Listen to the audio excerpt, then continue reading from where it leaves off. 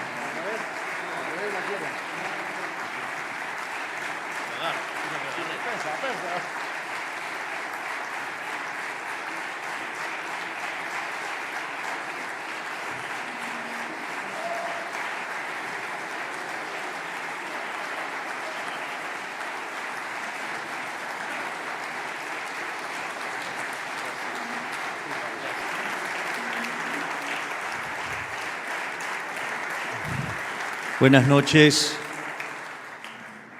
En primer lugar, quiero dar las gracias al Instituto Juan de Mariana por esta enorme distinción. Hace un año, por estos temas de las campañas y demás, con mi hermana nos tocó venir a Madrid y en esas casualidades, o las fuerzas del cielo, o el orden espontáneo, me llevaron a ponerme en contacto con Manuel Llamas. Y por responsabilidad de él, tuve el honor de venir a la cena en la cual se premiaba al doctor Ancho Bastos, a quien tanto admiro, como a otros tantos que ya los voy a mencionar. Y también tuve la suerte que ese día me tocara la mesa Murray-Rothbard. Hoy creo que fue más buscado, porque de hecho, digamos, gracias a leer el artículo de Murray-Rothbard, Monopolio y Competencia, yo me convertí a la escuela austríaca,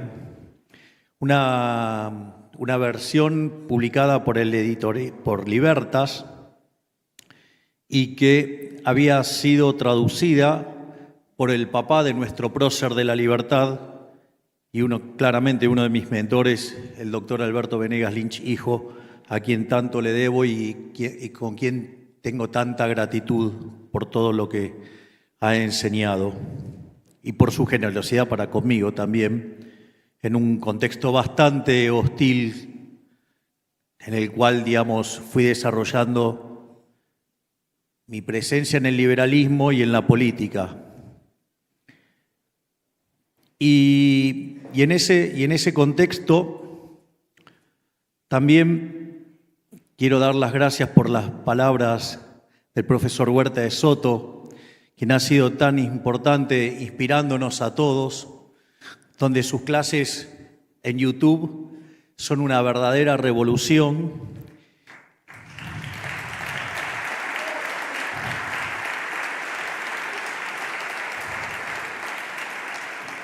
También quiero dar las gracias a las palabras del profesor Ricardo Manuel Rojas, que digamos, en alguna parte ahora cuando hable lo voy a mencionar, que siempre ha sido tan generoso conmigo y que en varias ocasiones me ha ayudado mucho.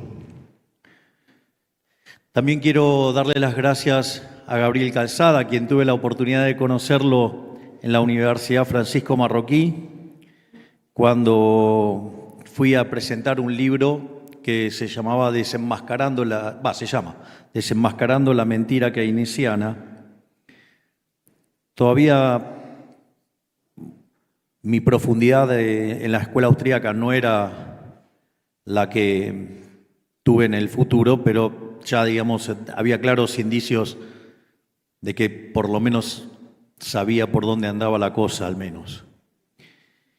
Y en esta charla, para hoy, yo tenía preparado,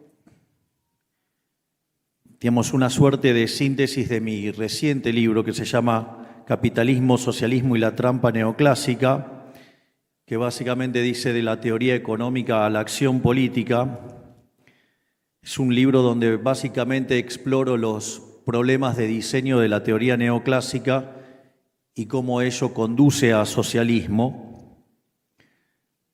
Y son 5 bloques, y me pareció que a la luz de los discursos y a la luz de las interacciones que fui teniendo, pueda aportar también algo de valor contándoles mi experiencia, sobre todo en lo que tiene que ver con la política. Entonces, la charla la voy a particionar, voy a hablar un poco, digamos, de lo que tiene que ver con las cosas que estamos haciendo en el gobierno y, por otra parte, después voy a entrar en el tema de la discusión que quería dar, pero de manera mucho más sintética y mucho más concentrada. Y una de las cosas que mencionó el profesor Huerta de Soto, extremadamente valiosas, es cuando él señala el rol del conocimiento de la teoría económica. Les puedo asegurar que eso es fundamental.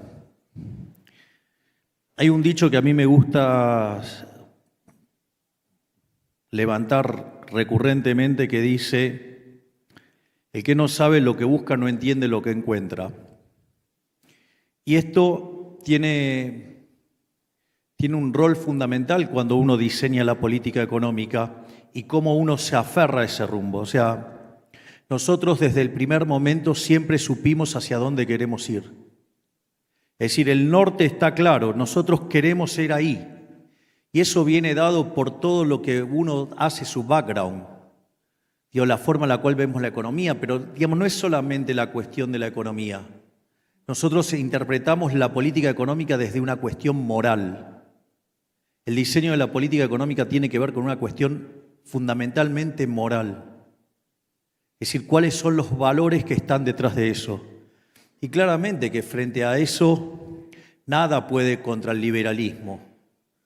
Por eso recurrentemente en nuestros actos de campaña cerraban con la definición del liberalismo de Alberto Venegas Lynch, hijo, con algunas mutaciones que yo le hice, que es esto de: el liberalismo es el respeto irrestricto del proyecto de vida del prójimo, basado en el principio de no agresión y en defensa del derecho a la vida, a la libertad y a la propiedad, y cuyas instituciones son la propiedad privada, los mercados libres de intervención estatal, la libre competencia, pero en el sentido austríaco, no en el sentido neoclásico, la división del trabajo, la cooperación social, y donde solamente se puede ser exitoso sirviendo al prójimo con bienes de mejor calidad a un mejor precio. En ese sentido, eso es un marco rector y nosotros como objetivo tenemos que hacer que Argentina vuelva a ser grande nuevamente. Y la única forma de lograr eso es que Argentina vuelva a ser libre nuevamente. Y eso es lo que marca el norte. Y la verdad es que cuando ustedes plantean el objetivo, les aviso, no es un movimiento rectilíneo uniforme. Es decir, uno no va zigzagueando porque es un imbécil ineficiente. Es que en el medio puede ser que haya pozos, haya un montón de cosas y las tiene que ir esquivando. Y no solamente eso, sino que también se encuentra con otros problemas, digamos, donde los oponentes políticos también disparan. Entonces ustedes están esquivando los pozos, el camino, y mientras que ustedes están esquivando, están los opositores disparando. Y no solo que están los opositores disparando, sino que además, como si todo eso fuera poco, como nosotros decidimos cortar la publicidad oficial, los medios de comunicación se dedican todo el tiempo a estar hablando peste sobre nosotros Y como si esto fuera poco, mientras que defendemos la ideas de la libertad, también aparecen los liberales egipcios.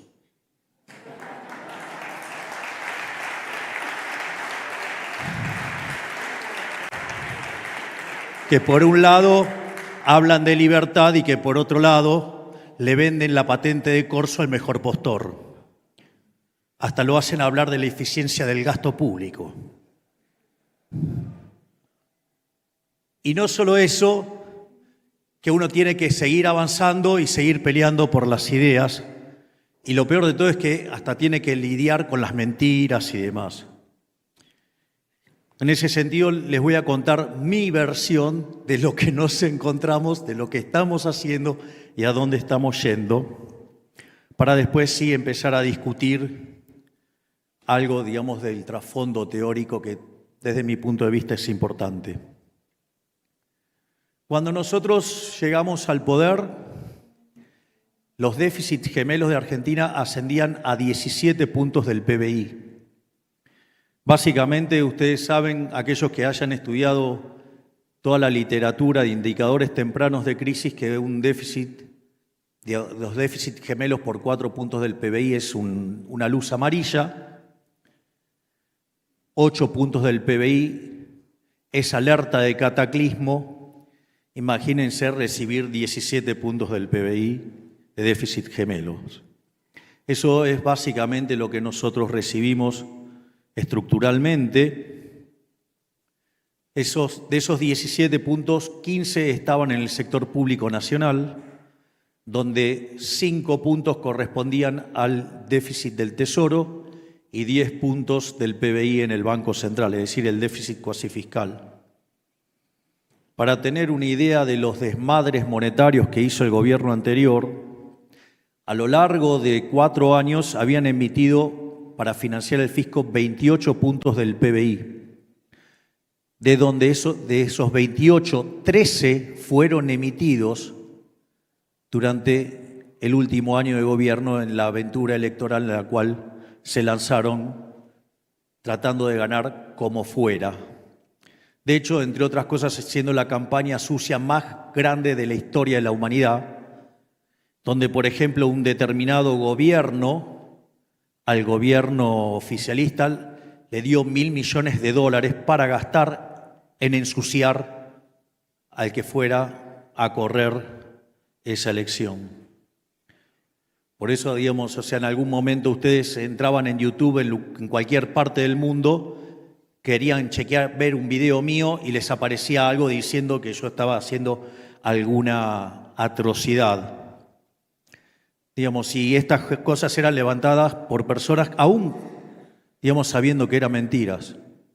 Es más, en una de esas mentiras que hizo, por ejemplo, a alguien ligado al liberalismo, por poco mata a nuestro candidato a ministro de Educación, que le dio, digamos, con problemas cardíacos, casi lo termina de mandar por algo que filtró uno supuestamente de los nuestros.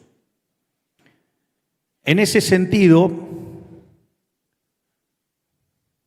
lo que quiero señalar es que nosotros la campaña la hicimos con una motosierra, que tenía que ver con el recorte del gasto público, con $1, que era la forma popular que la gente entendió la competencia de monedas y eliminar el Banco Central. Pero nos dijeron que era imposible. Es decir, decían que era imposible. De hecho, hoy los sommeliers del ajuste, y que hablan que el ajuste y que tiene mucho más de tijerita y licuadora, yo no sabía que si el 90% del ajuste es ajuste de motosierra, a eso lo llaman tijerita. Es un problema de orden de magnitudes, o sea, el 10% del ajuste es licuadora, pero bueno, así son de honestos intelectualmente algunos economistas. Lo lamentable es que esas cosas también las repiten liberales, que es más grave todavía.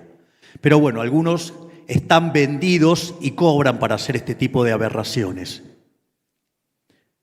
En este sentido, una de las cosas más formidables que nos pasó es que cuando tuvimos la primera reunión de gabinete, cuando empecé a decir lo que queríamos hacer, algunas partes dijeron que lo que yo quería hacer era imposible. Por lo tanto, dije que aquellos que creían que era imposible, que se fueran. Porque si iba, era un día de 40 grados, o sea, si yo iba y le preguntaba al heladero que estaba en la esquina vendiendo helados, también decía que era imposible. Así que a mí no me importaba si me decían que era imposible. A mí me tenían que traer cómo se hacía lo que yo quería hacer. Y así empezamos e hicimos el ajuste fiscal. De hecho, hicimos el ajuste fiscal más grande en la historia de la humanidad, no solo el de la Argentina. En el inicio, básicamente, frente al desastre con el que nos encontrábamos, nosotros sabíamos que había que frenar la emisión monetaria. En la primera semana de diciembre los precios crecían al 1% diario, o sea, al 3.700 anual. En los primeros 15 días de diciembre se había acelerado a un ritmo del 7.500% anual. No solo eso, sino que cuando ustedes toman la inflación mayorista, que es un indicador anticipado de la inflación, de hecho la inflación de diciembre fue del 54%. Eso anualizado da 17.000%. Entiendo, digamos, que la inflación del 3,5 del último mes es un número espantosamente alto y que significa que anualizarlo el 50% anual.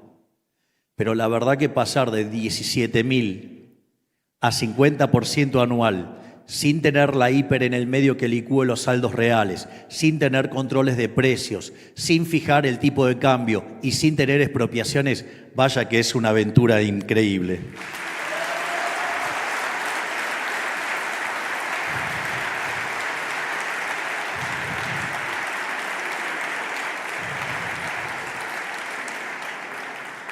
Pero es más, la dificultad monetaria no solo era todo lo que había emitido el gobierno anterior, no era solo el problema de la financiación del fisco, sino que también era el problema de los pasivos remunerados, que nos generaban 10 puntos de déficit fiscal. Y en ese sentido, también tuvimos que tomar estrategias bastante difíciles, donde los pifiadores seriales que hoy siguen criticando, le erraron, pero ninguno reconoce que le erró, porque nosotros, en lugar de buscar de ir a una tasa de interés real positiva, lo que nosotros buscamos es arbitrar con la moneda extranjera, con el dólar, contra la que los argentinos sustituyen. Entonces eso implicaba una alta tasa en dólares, pero en términos reales negativos. Y si la estabilización funcionaba, nos iba a permitir además bajar fuertemente los pasivos remunerados. Y al mismo tiempo, la tasa de interés, que estaba arriba del 250%, hoy está en el 40%, y el déficit cuasi fiscal de 10 puntos del PBI va a terminar siendo de 1 punto por lo que ya corrió, no por lo que viene para adelante. Y esto también es importante, ¿por qué? Porque el gobierno anterior, donde esa deuda con el Banco Central estaba a 30, 60, 90, 120, 180, 270 y 360 días, no sé si ingenuamente, pero la pasaron toda a un día. Esto no lo hicieron por casualidad, no lo hicieron inocentemente. Argentina tenía una brecha cambiaria del 200%, es decir, la relación del tipo de cambio y el paralelo y oficial era de 3-1. Además, tenía deuda con importadores por el equivalente a 50.000 millones de dólares, con lo cual parte del sistema productivo estaba parado porque nadie ya podía importar. Además, Argentina tenía el crédito, el acuerdo con el fondo caído, teníamos 25.000 millones de dólares de deuda que vencían externa, donde la gran mayoría eran como organismos multilaterales y estábamos con ese problema. Teníamos cerca de 15.000 millones de dólares de dividendos retenidos. Teníamos además vencimientos de deuda en pesos por el equivalente a 90.000 millones de dólares. Entonces, básicamente, y los pasivos remunerados eran prácticamente 4 veces la base monetaria. Por lo tanto, ¿cuál era la gran apuesta del gobierno anterior? Es que nosotros no fuéramos liberales libertarios, sino que fuéramos liberales libertarados.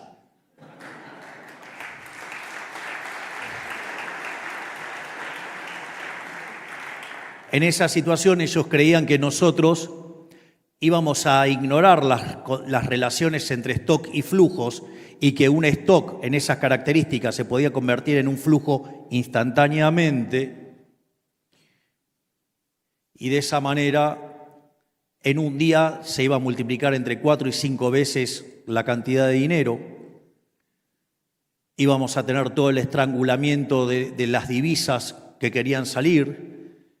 Y en ese contexto hubiéramos generado una hiperinflación y después la maquinaria peronista de los saqueos y demás hubiera hecho todo el trabajo durante el mes de diciembre, lo que quedaba de diciembre para ellos volver en el mes de enero.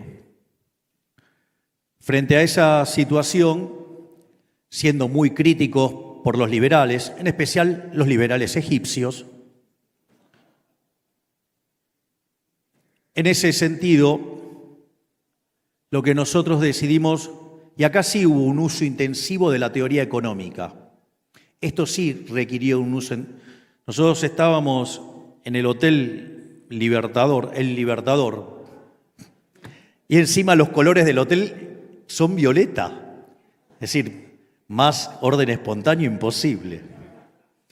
Y esta vez estábamos con Luis Toto Caputo, este brillante hombre que tengo como ministro de Economía, quien hoy es el presidente del Banco Central, Santiago Bausili. Estaban también en esa reunión Fede Furiase, y estaba Martín Botier. Y había que decidir dónde poner el tipo de cambio.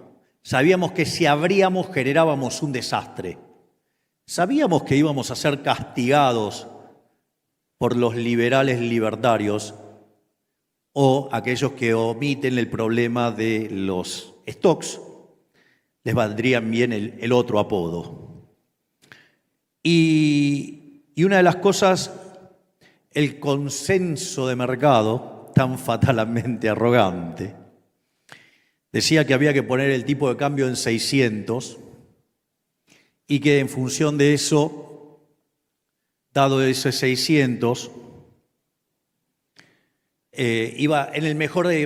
había una hipótesis de mejor dinámica de la tasa de inflación, que dicho sea de paso, nosotros pusimos el tipo de cambio en 800 porque corregido por impuesto país se iba e igualaba al tipo de cambio de mercado. Entonces decían que iba a ser un desastre inflacionario mucho peor. Y sucede que ahora, digamos, hubo con un tipo de cambio más alto, menos inflación y son los mismos que hablan del tipo de cambio atrasado. Tienen un problema de inconsistencia en los modelos graves. Digo, porque después dicen, no, porque este opina. Digo, están opinando todos los pifiadores seriales, no pegaron una.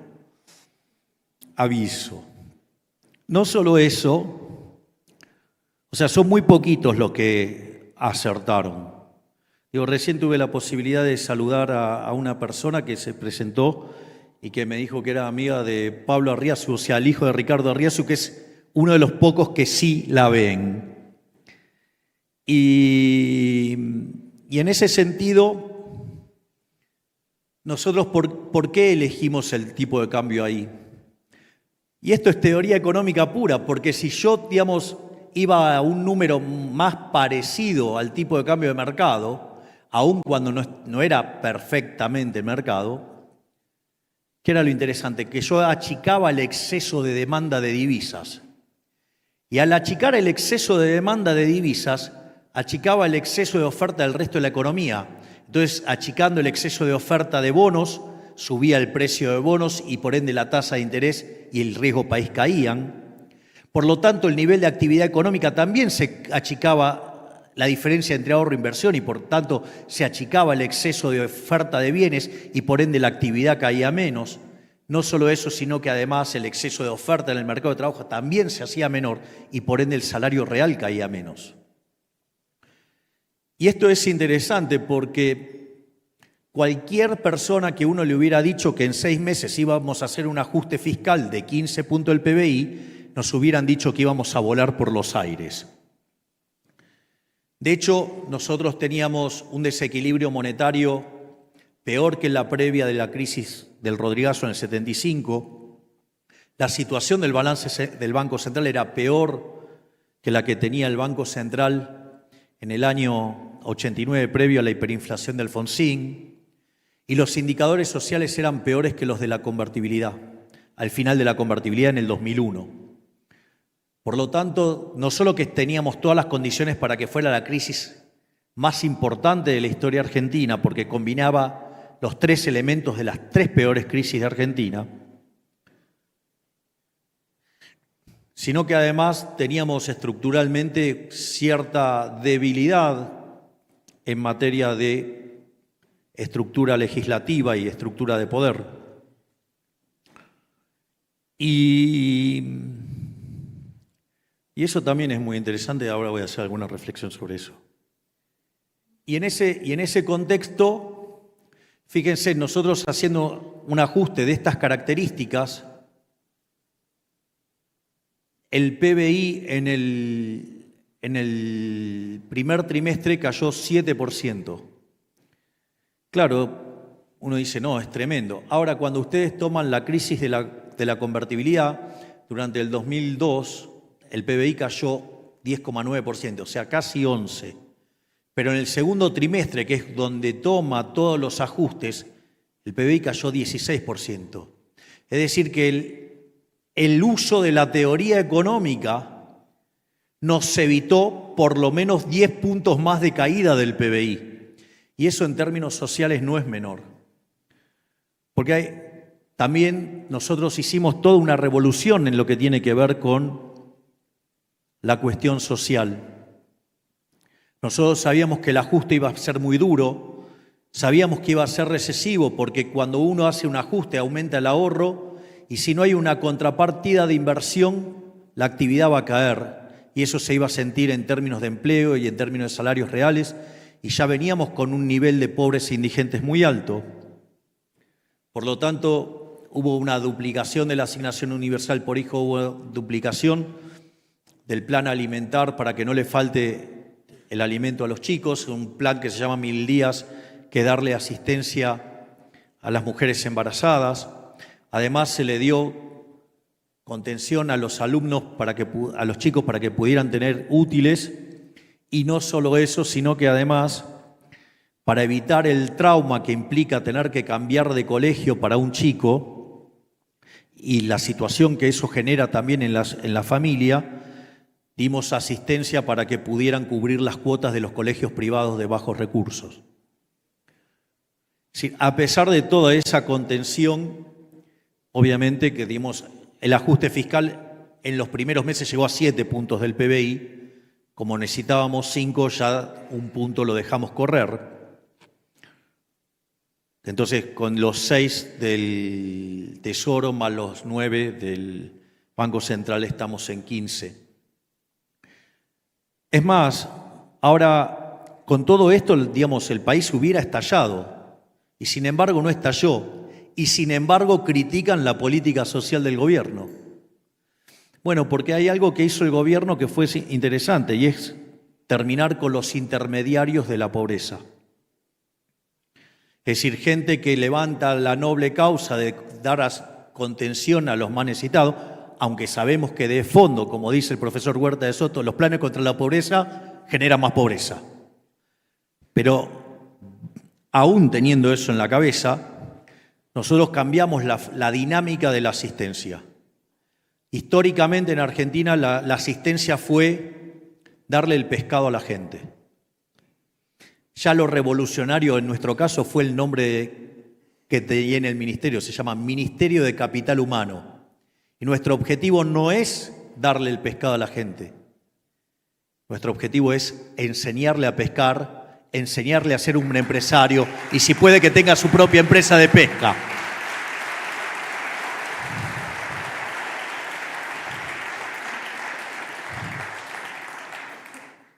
Y en ese contexto también hubo algo muy interesante.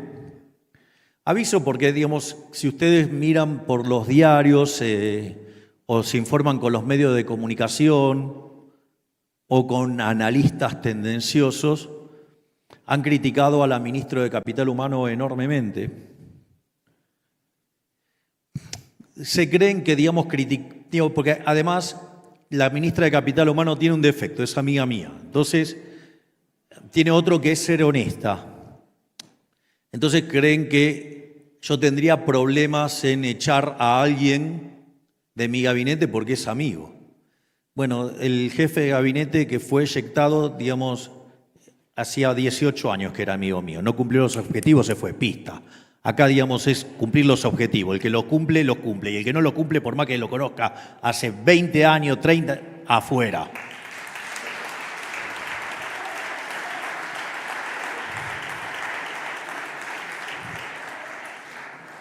Y ahí también, entonces, si ustedes se fijan, estamos domando la inflación. Cuando ustedes empiezan a mirar los indicadores de actividad, si miran los del primer trimestre claramente son malos, pero cuando ustedes empiezan a mirar los indicadores de abril y algunos indicadores que ya aparecen de mayo, ustedes lo que van a ver es que hay un rebote, que es decir que la economía está rebotando, la economía está recuperándose. Los veo tan interesados que me parece que no voy a hablar de teoría económica y solamente voy a hablar de lo que estamos haciendo. Es decir, liberalismo aplicado 101, dicho por el que lo está haciendo.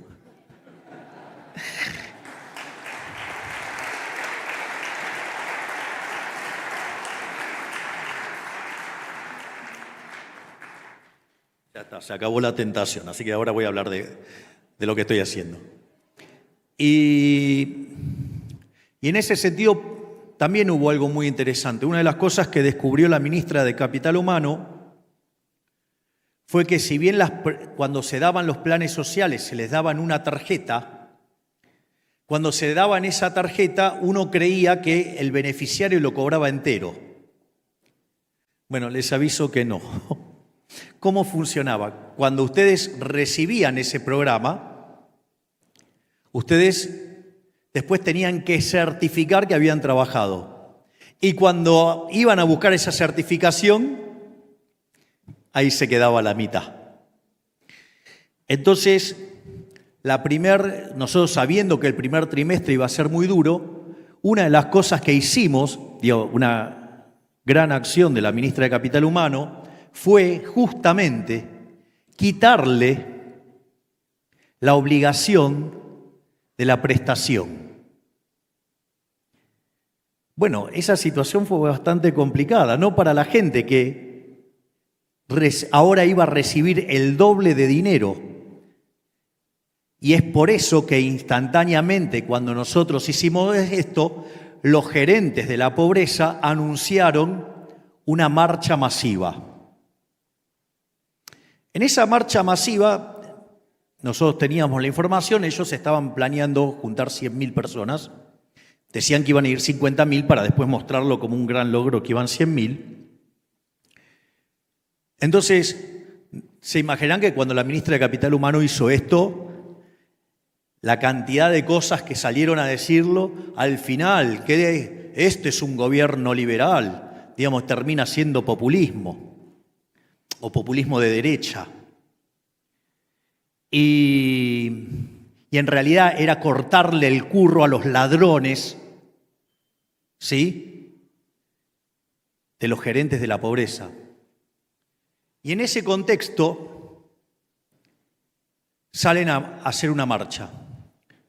Y ahí también, con nuestra brillante ministra de Seguridad, la doctora Bullrich, que además tuvo la grandeza que, como su opción de cambio fue derrotada en las elecciones, no solo que nos apoyó en el proceso electoral, sino que además aceptó ser nuestra ministra de Seguridad.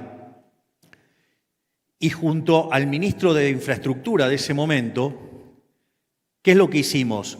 Creamos un número para que la gente denunciara las extorsiones. Dijimos que el que corta no cobra. Y eso lo íbamos, y el ministro de Infraestructura lo que hacía, utilizaba la red de transporte, la que más se usaba para decir cosas aberrantes de mí, para decirle que si no iban a las marchas no pasaba nada, que ellos iban a seguir cobrando sus planes.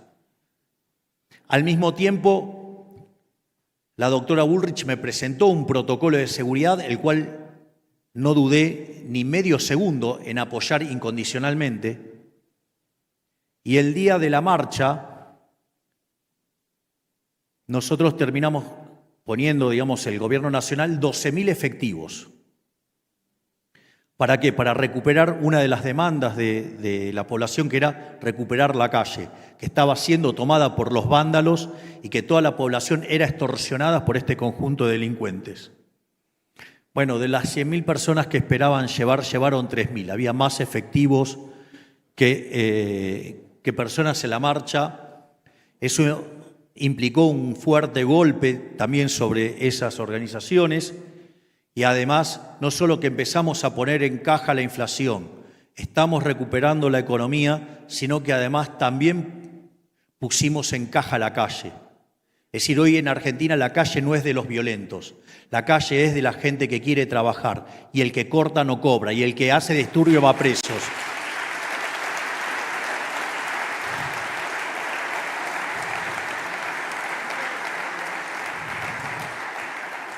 Pero no solo, digamos, es una cuestión de lo que nosotros estamos planteando en términos de lo que sería de la estrategia de estabilización y lo que tiene que ver con la estrategia de poner el control en las calles. Nosotros también dijimos que íbamos a apuntar a recuperar el crecimiento económico y que obviamente, digamos, eso implicaba hacer una reforma del Estado. Bueno, lo primero que hicimos fue bajar la cantidad de ministerios a la mitad, que muy a mi pesar, porque me hubiera gustado que otro fuera mi video más popular en el mundo, es afuera. Digo, ese es el video más popular de los que tengo, que todo el mundo, pero se volvió, a lo igual que no hay plata. Digamos, esto es muy interesante lo que pasa con el no hay plata. Los distintos políticos de distintos pelajes o están perdidos totalmente porque, digamos, son socialistas de lo más rancio, o son socialistas cool, o sea, keynesianos. Digo, todos tipos que ignoran la restricción de presupuesto. Miren, les voy a contar algo. Había algo que, como cuando era diputado, que me producía una cosa tremenda, me ponía de tremendo mal humor, y es que nos asignaban tiempos para hablar, o sea, cada cual, en función del tamaño del bloque que tenía, iba teniendo, digamos, una determinada cantidad de tiempos. Entonces, claro, si ustedes querían entender por qué de 123 años, 113 habíamos tenido déficit fiscal, si de las 22 crisis que tuvimos desde el año 1901 hasta ahora, de las 22, 20 tenían origen fiscal, ahí lo tenían todos. En la Cámara donde se vota el presupuesto, ninguno respetaba la restricción de presupuesto. Si le daban 5 minutos, hablaban 10. Si le daban 10, hablaban 20. Son unos violadores sistemáticos del presupuesto. ¿Cómo no iban a hacer el desastre que hicieron?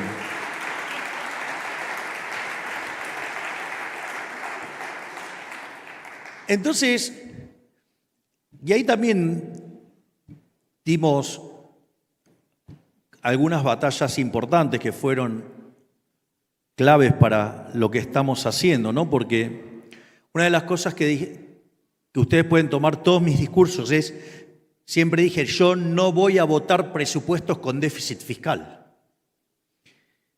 Y explicaba que, por ejemplo, si ustedes tienen déficit fiscal, y esto por eso es tan importante el tema de los valores, si ustedes lo votan con endeudamiento, eso es profundamente inmoral. porque en realidad lo que están diciendo es que la fiesta de hoy se paga con impuestos futuros. Es decir, que ustedes están de fiesta hoy y le están pasando la cuenta a sus hijos, a sus nietos.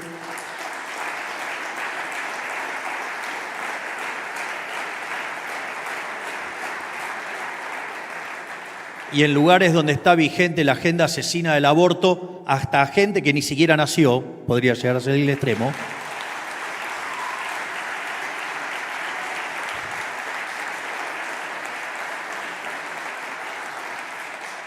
Entonces el endeudamiento es inmoral. Ese es el primer punto. El segundo punto es, de hecho Argentina usó tanto eso que es el máximo defolteador de la historia moderna.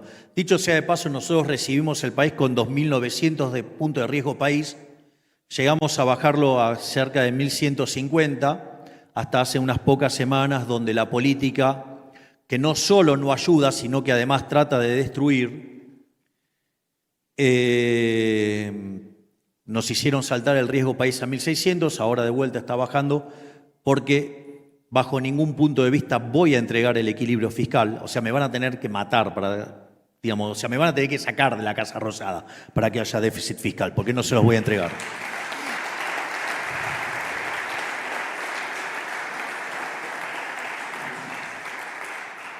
La otra cosa que pueden hacer es financiarlo con emisión monetaria. No por nada Argentina le sacó 13 ceros a la moneda, tuvo 2 hiperinflaciones sin guerra, podríamos sacarle 3 ceros más. También es inmoral, como dice el brillante libro del profesor Ricardo Rojas, digamos, la inflación es un delito. En realidad el verdadero delito, y eso lo plantea muy bien el profesor Rojas, es la emisión monetaria, el señoriaje. Es decir, porque esos economistas que dicen, no, ustedes pueden emitir hasta, no sé, lo que crece la demanda de dinero, y si fuera lineal con el PBI, entonces, en cuanto crece el PBI, eso es una farsa también. Es un delito también, es una estafa. Porque que la inflación sea cero no quiere decir que no hay estafa. Porque si no hubieran emitido, hubiera habido deflación y eso le hubiera devuelto el dinero a la gente. Y esa sí que es una política bien pro pobres. Sin embargo, los pseudos progresistas les gusta emitir dinero a lo loco. Entonces, en ese punto, nosotros, en el saneamiento que hicimos del Banco Central, hoy prácticamente ya les digo que el cuasi fiscal es cero, de acá para adelante es cero. Quedaban cerca de 18.000. Teníamos una base monetaria de 15 billones de pesos y teníamos pasivos remunerados por 18 billones. De esos 18 billones, 12 estaban en bancos públicos, 7 en el Banco Nación, donde gran parte de esas tenencias del otro lado son del Tesoro Nacional. Lo que tiene que ver con la provincia de Buenos Aires, que son 3 billones, tiene tanto déficit fiscal el soviético de la provincia de Buenos Aires que usa el Banco Provincia y por lo tanto esa no lo puede tocar, y el resto, digamos, está mayoritariamente con el gobierno de la ciudad, con quien tenemos una excelente relación. Entonces solamente nos queda un problema de 6 billones. La última colocación de letras para hacer la mutación desde el central a el Tesoro ascendió a casi 6 billones de pesos. Están casi contra las cuerdas que los tenemos knockout.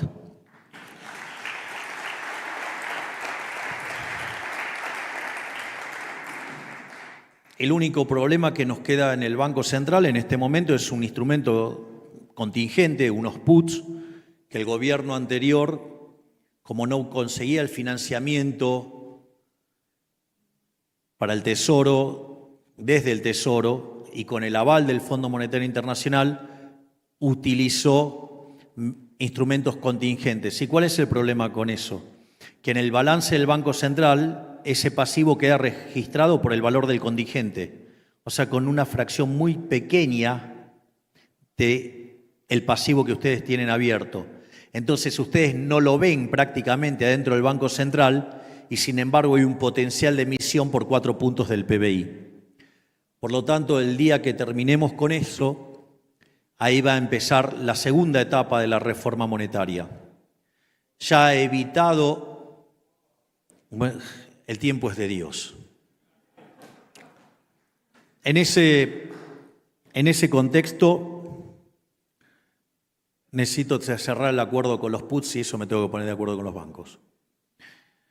Nosotros, además, estamos trabajando en una reforma del sistema financiero, en separar la banca de inversión con la reserva de valor, de modo tal que el sistema se convierta en un sistema, digamos, anticorridas, o sea, el almacén de valor es un encaje del 100%.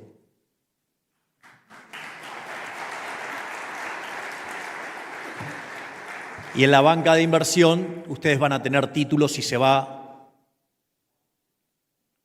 a ir acomodando, se iba en función de cómo fluctúen los precios. Por lo tanto, se terminaron las corridas. Entonces, cerrado el grifo fiscal, cerrado el grifo financiero, cerrado el grifo externo, porque el tipo de cambio va a ser libre, vamos a ir no solo a un sistema de libre competencia de monedas, sino que al mismo tiempo vamos a declarar la emisión monetaria un delito de lesa humanidad.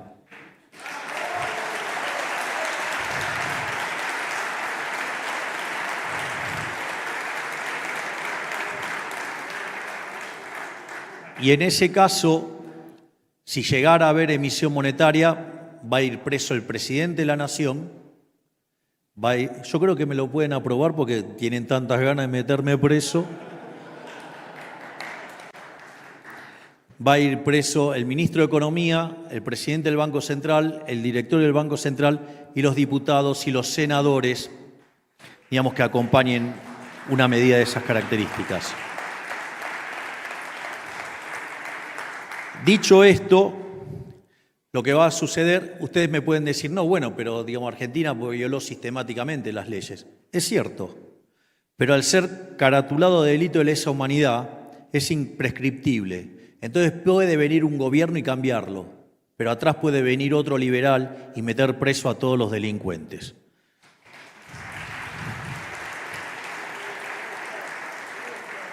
Por lo tanto, al quedar fija la cantidad de dinero, de pesos, y en la medida que los individuos necesiten monetizar, van a traer sus propias monedas y van a hacer las transacciones en las monedas que desean. Y si ustedes se fijan, eso va a hacer que cada vez el peso tenga muchísimo menos rol o importancia dentro de la cantidad de transacciones que se hace. Y va a llegar un momento que va a ser tan chico que vamos a cerrar el Banco Central.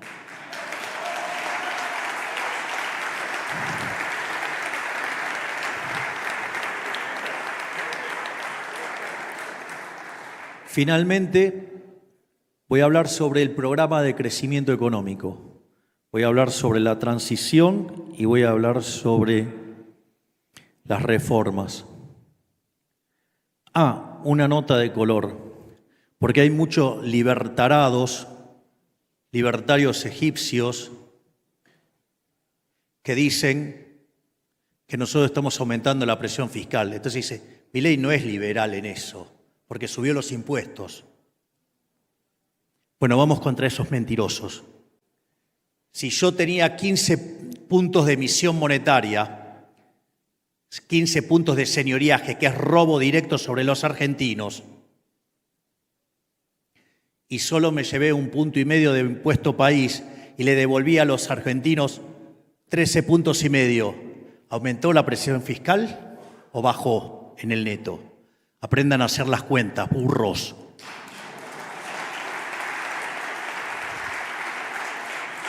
Es más, te lo subrayo más, delincuente. El gasto público en términos reales cayó 30%. La verdadera presión fiscal que enfrenta un país, ¿saben qué es? El gasto público. Y cayó 30%.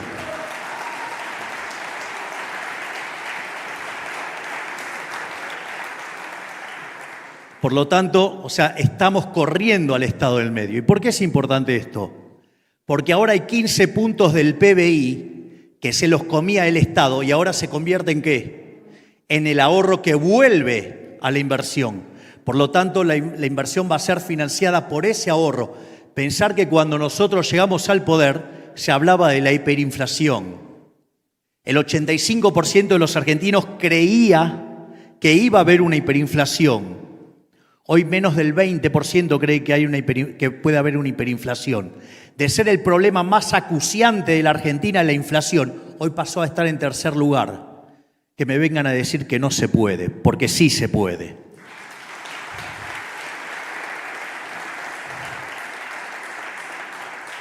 Y no solo eso, sino que además volvió el crédito a 30 años. Vaya que lo estamos haciendo. Entonces, no solo eso, que va a ser un elemento que va a potenciar el ahorro y por ende la inversión. Argentina es una economía que viene de 20 años de populismo salvaje. Está profundamente descapitalizada. Por lo tanto, eso hace que el valor del producto marginal del capital, si ustedes quieren el retorno del flujo de fondo de la firma, si lo quieren poner en términos de finanzas, eso hace que sean enormes y que estén muy por encima del WACC, o sea, del costo de oportunidad. Y eso también potencia la inversión.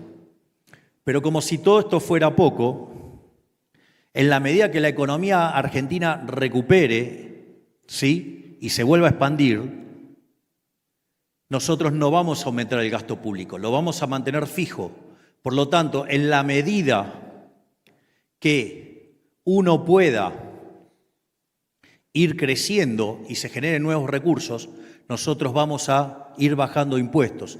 Y de hecho, el impuesto país, que hoy está en 17,5%, de terminar de perfeccionarse la salida de la ley bases y la ley fiscal, que está enviada por necesidad de los gobernadores, no por nosotros, porque tenemos equilibrio, en ese contexto vamos a bajar ese impuesto de 17,5 a 7,5.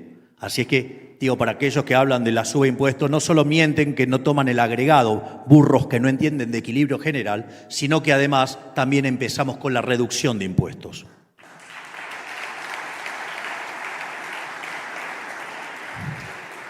Por otra parte, hay gente que dice que no tenemos un programa de largo plazo.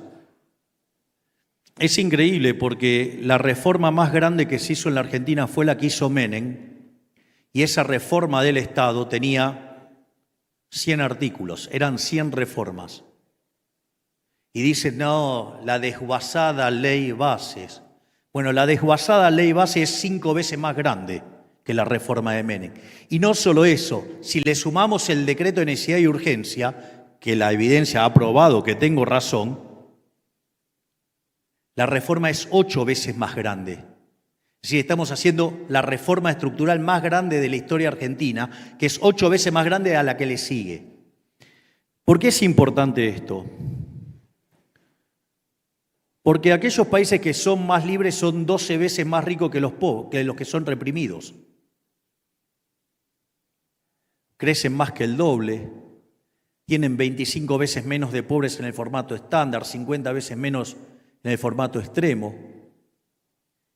Entonces, ¿por qué es tan importante? Esto es muy importante porque estas reformas lo que va a hacer que Argentina en el índice de libertad económica escale 90 puestos. Es decir, que Argentina entraría en un sendero de crecimiento que podría hacer que en un determinado periodo de tiempo, llamemos 35, pongan 40 años, nos podríamos convertir en un país como Alemania. Sin embargo, tengo algunas noticias extras para decirles. No, a mí no, parecerme a la libertad económica de Alemania no me gusta.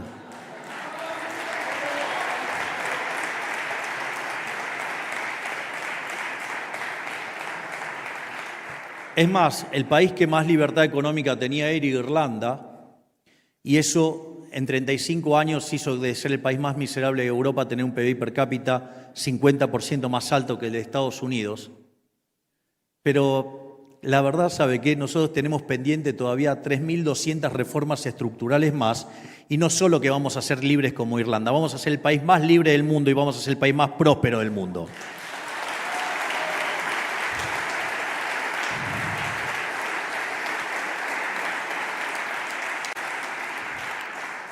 Y para finalizar, y esto sí ya es lo último, y que tiene que ver con algunas de las cosas que estamos haciendo, a mí hay algunos textos que me marcaron mucho,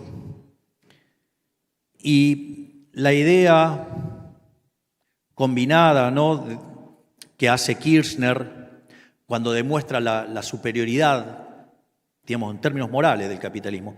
Porque es interesante cómo arranca ese libro. Kirchner dice, sí, la superioridad productiva del capitalismo respecto al socialismo es innegable, pero si estás construido sobre bases injustas, no vale la pena defenderlo, no importa que sea más productivo. Está construido sobre algo injusto, entonces no vale la pena. Entonces él avanza en demostrar que además es el único sistema justo. Para eso se vale del principio de apropiación de Locke y se vale de la idea de Hayek del mercado como proceso de descubrimiento. Esto es muy interesante porque cuando ustedes estudian la literatura del crecimiento económico, de especialización, o sea, con y sin dinero, o sea, se supone que entiendo cómo se hace para crecer una economía y cómo bajar la inflación. Esta última parece que está funcionando, la otra créanme que también. Pero es muy interesante el planteo de Hayek. Si ustedes lo ponen y lo contrastan con lo que es la teoría del crecimiento económico. La teoría del crecimiento económico, una de las cosas que hace es buscar y tratar de describir cómo llega a un estado estacionario con o sin crecimiento. Pero lo interesante es que según como ustedes modelen la función de producción, aparece un fenómeno que se llama convergencia. Y eso es interesante porque los países que suelen estar rezagados crecen más rápido que los que están adelante si hacen las reformas de mercado.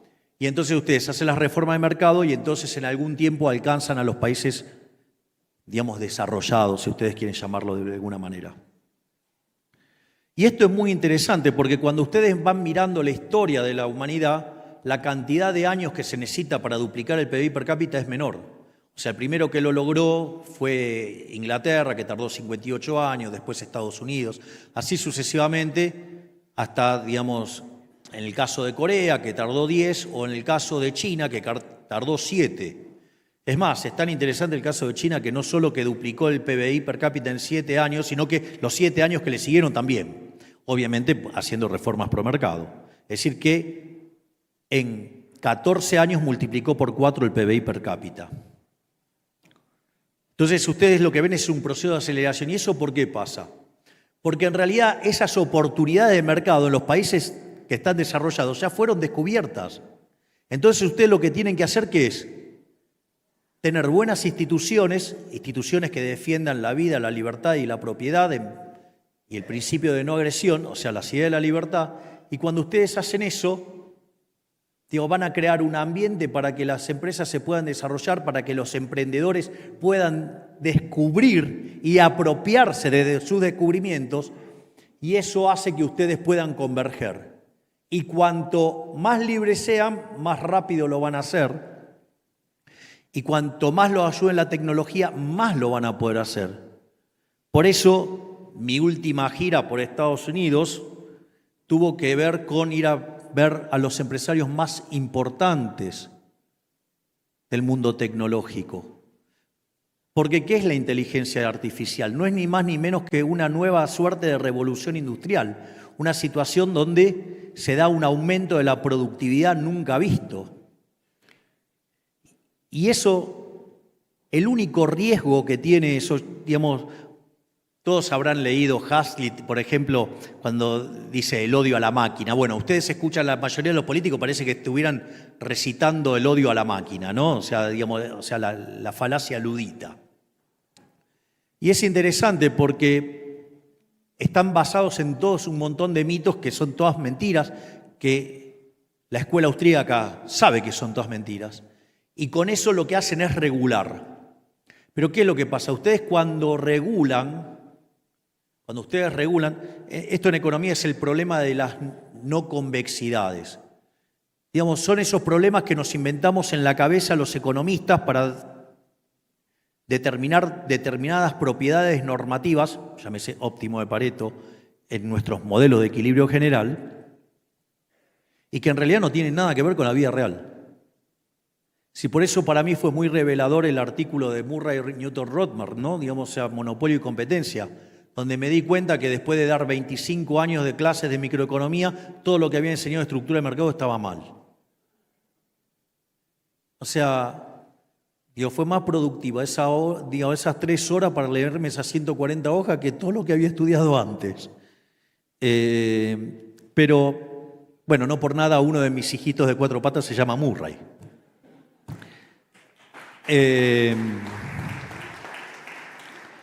Y en ese sentido, los monopolios, cuando lo había tomado Adam Smith de la definición de Lord Coke, monopolio era cuando el monarca o el señor feudal exigía que en una determinada situación, en un determinado lugar, se vendía un solo producto de una sola empresa. Y si eso no era cumplido, se lo sancionaba con la ley, le cortaban la cabeza, no se le hacían cualquier cosa de esa, o los mataban. Digo eso. Ahora, si yo tengo 10 empresas de celulares y aparece una que hace el mejor celular a un mejor precio y más barato, y sí, las otras 9 van a quebrar. ¿O acaso están llorando por los fabricantes de vela ahora? Maldito Edison. Gracias, Edison. Entonces, fíjense esto. ¿Qué es lo que hacen? Siguiendo el paradigma neoclásico, intentan regular esas empresas como si fueran competitivas en el sentido neoclásico. Eso quiere decir que le quitan la cuasirrenta, es decir, los beneficios extraordinarios. Si ustedes le quitan las cuasirrentas, el resultado es que ustedes quedan como si fueran una empresa de rendimientos constantes a escala, es decir, que les mató el potencial de crecimiento económico. Es decir, que las regulaciones con las cuales, digamos, Europa es el lugar del mundo que más sufre esas regulaciones, por ende es el lugar que menos crece del mundo, justamente el Estado y sus regulaciones están matando el crecimiento económico. Entonces, ¿qué es lo que nosotros les ofrecemos? Desregular, apertura, libertad, para que puedan invertir.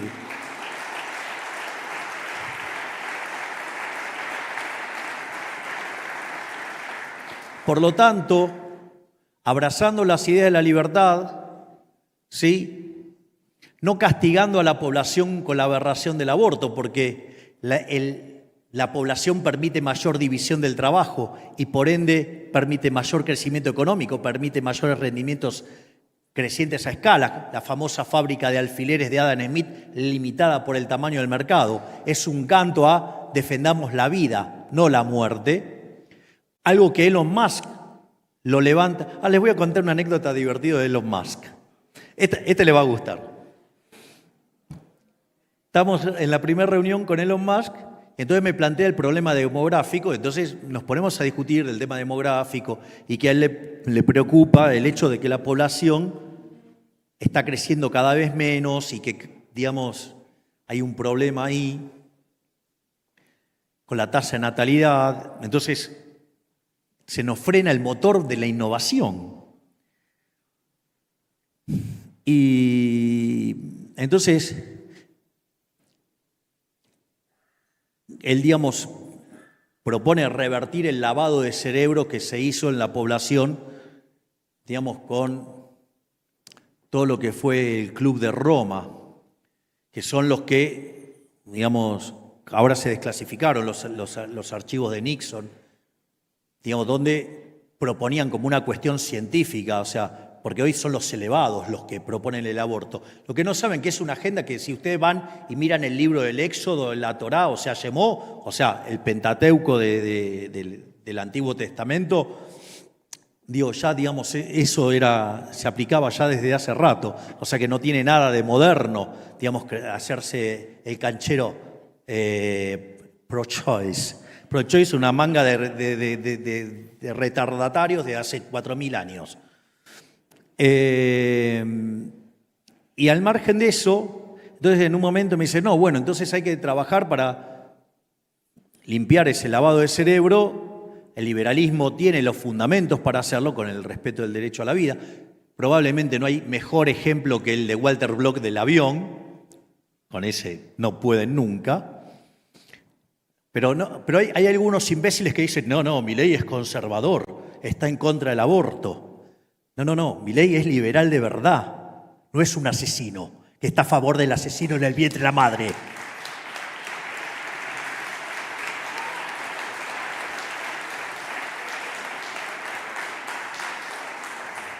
Lo peor de todo es que estas cosas me las diga alguien que no es liberal y que un imbécil que se dice liberal, un liberal egipcio, Dios se lo avale. Pero al margen de eso, me dice Musk, bueno, hay que empezar a traer hijos al mundo. Digo, bueno, está bien, me parece bárbaro. Bueno, me dice, bueno, ¿y por casa cómo andamos? Bueno, dije, mire, yo tengo hijos, tengo 5. Sí, me dice, pero los de 4 patas no cuentan. Así que además Elon Musk no solo que es un... Miren qué fabuloso, esto en un tramo de la charla dice, y eso explica por qué es exitoso y eso es festejable y ponderable. Dice, yo me levanto todas las mañanas pensando en qué problema le puedo arreglar a la humanidad. Listo, es el benefactor social de que nosotros hablamos, el empresario exitoso es ese. Por lo tanto, lo que quiero decir es lo siguiente, abrazando las ideas de la libertad y utilizando la tecnología, ¿saben qué? Podemos recrear el paraíso en la tierra, pero ese paraíso en la tierra solo va a ser posible abrazando las ideas de la libertad. Muchas gracias y ¡viva la libertad, carajo! ¡Viva la libertad, carajo! ¡Viva la libertad, carajo!